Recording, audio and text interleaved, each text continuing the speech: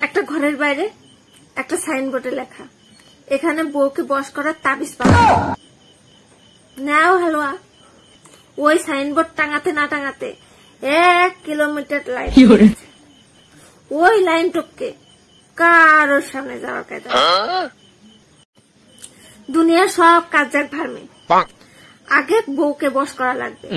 বউকে বশ করার মতো জরুরি কাজ মনে হয় দুনিয়াতে আর কিছু নাই। কেন মেয়েদের বুঝি বর নাই? ছেলেদেরই শুধু বউ আছে? আর মেয়েদের বর তো আরো ডেঞ্জার, গুতায় গুতায়ও সোজা হয় না।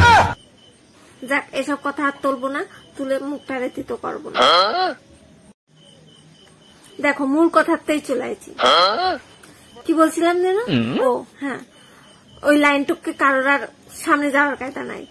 তো লাইনের মাঝখানে দুটো বয়স্ক লোকের কথাবার্তা চলছে।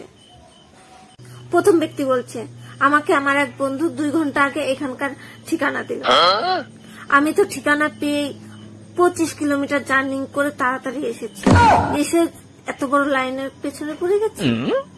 দ্বিতীয় ব্যক্তি বলছে, আমি তো 15 মিনিট আগে খবর পেলাম, সব কাম ধান্দা ছেড়ে তাড়াতাড়ি এসে হাজির হয়েছে। প্রথম ব্যক্তি বলছে, মশাই আপনি থাকেন কোথায়? দ্বিতীয় ব্যক্তি বলছে, আমি তো থাকি এই ঘরে, কিন্তু কোন শালা যে আমার এই ঘরের সামনে সাইনবোর্ড টাঙিয়ে ধুয়ে গেছে, এখন এই লাইন টপকে কেউই আমাকে আমার ঘরে ঢুকতে দিচ্ছে না।